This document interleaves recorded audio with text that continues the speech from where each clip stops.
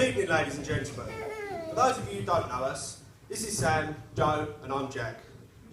We're Brad's three best men, and unfortunately for you, the best Brad could do. And yes, we are the ones responsible for his stag do. We want to start by thanking all of you for being here with us today on what is truly a special occasion, and give an extra special thanks to the people who knew me and the Berries would be making a speech, and you still decided to show up.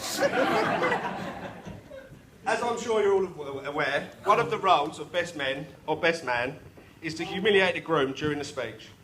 Now, seeing as we do this to Brad on a daily basis, we've decided to take it easy on him today, as it is his wedding day. Brad, you should be lucky, mate. This could have been 3 times as painful. But in all honesty, for those of you who do know us, know that none of us are particularly great at speaking in public, and so with that in mind, we promise that this speech will be kept short and sweet, and if Shah had her way, completely non-existent. Now we want to move on to say how lovely all the bridesmaids look today.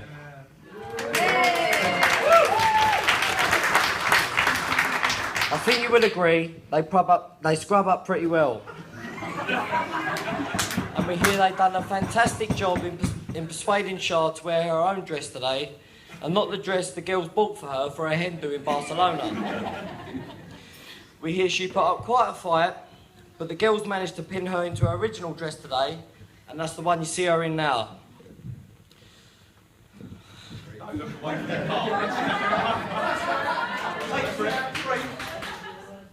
one you see her in now. Oh, here we go. To be honest, Shah, we're slightly surprised to see you in a dress at all today. We're so used to you wearing the trousers. Only joking. Only joking, Shah. You look absolutely beautiful today, which I know the whole room will agree with. And Brad, you're a very lucky man. Also, a big thank you to William and Bowie, the Page Boys, who have done a brilliant job of leading Shah down the aisle today.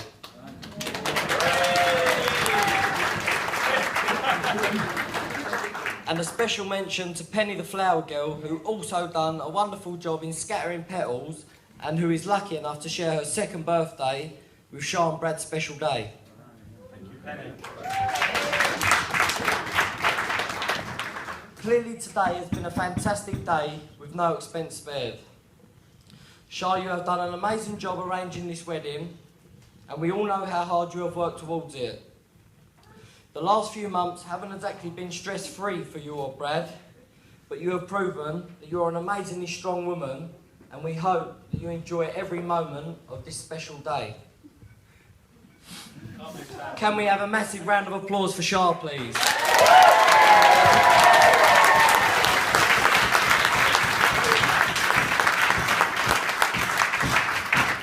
Now, we would love to share some truly embarrassing and funny stories about Brad, but the truth is, he's a very sensible, well-behaved, quite boring kind of bloke. Or so we'd have you believe. Any stories that we do have are slightly inappropriate for today's company and have been censored out by some of the bridesmaids. Thank you. However, once the party gets started, we are happy to exchange embarrassing towels for cocktails. In all honesty, he has never been arrested, doesn't really drink or do drugs, so doesn't really make a fool of himself. It would have been a lot easier if he had a past like me or my brother. Because then we would have had loads of material to use. Now, in failing to think of any embarrassing and appropriate tales to tell you, we turned to writing all the high points in Brad's life. After writing, meeting Shah at the top of the page, we fell asleep.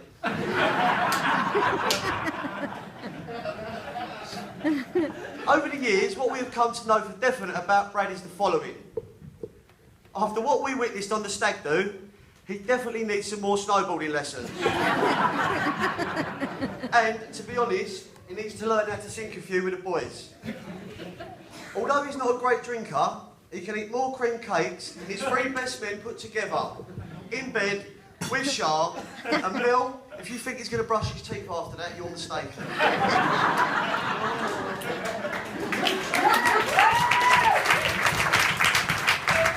He's also the only person I know that can eat like a bodybuilder and still lose weight.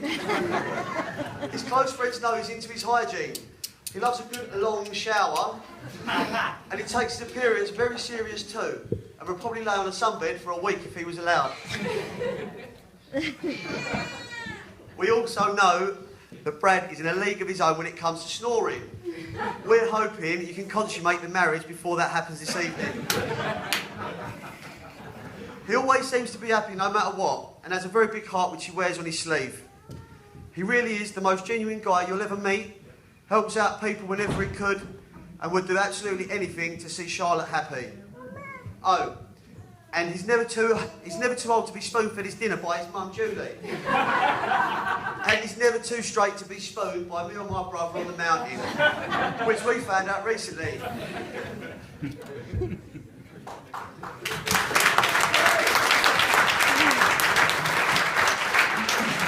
So this brings us on to the stag do, which we all know is a sore subject, especially for Brad. After he asked us to be his best men, we of course got straight to planning his stag do. And with the very best intentions, we decided to take him on a snowboarding holiday.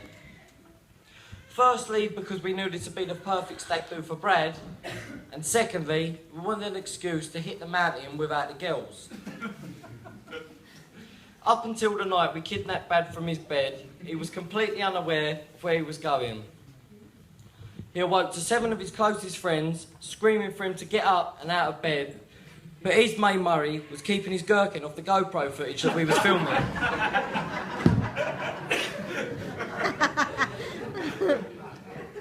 His bags were packed for him, his passport and money all ready to go. The last thing we needed to do was unhook his snowboard from his man cave that he only hung there the week before.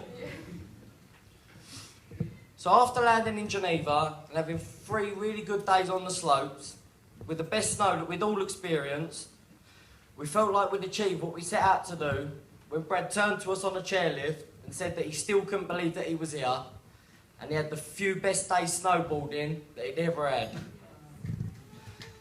On the 4th day, with a fresh dump of snow, and on the last run down, Brad saw the opportunity to throw himself off the mountain. Now, we did all think this was a slightly extreme way of expressing his cold feet towards the marriage. But it turned out Shah wasn't going to let his broken back come between the I-do's. Or his, household chores, in fact. But nice try anyway, Brad. So our advice to anyone that's planning a stag do in the future is to stick to strip clubs and bar crawls. Now, marriage vows state that couples take each other for better or for worse. Brad, let's be fair, mate, you really couldn't do much better. And Shah, I guess it could be worse. Apparently, we're supposed to give Brad some tips on a long marriage, happy marriage, but none of us are silly enough to get married.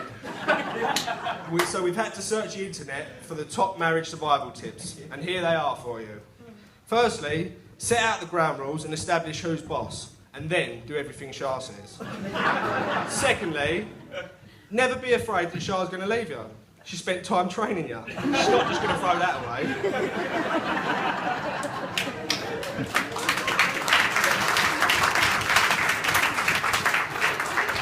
Thirdly, never forget to say those 3 little words for every day for the rest of your life. You're right, Shah.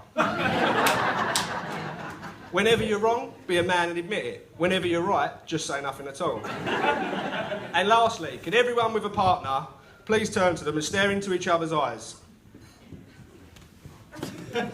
Statistically, you're staring at the person most likely to murder you.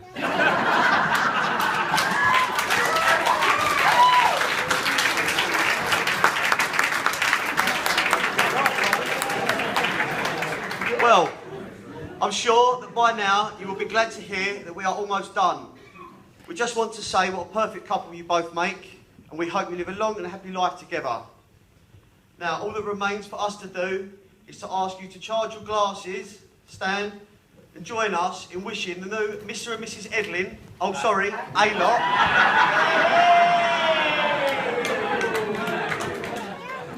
a long and happy life together. Ladies and gentlemen, to the bride and groom, to Shah and Brad.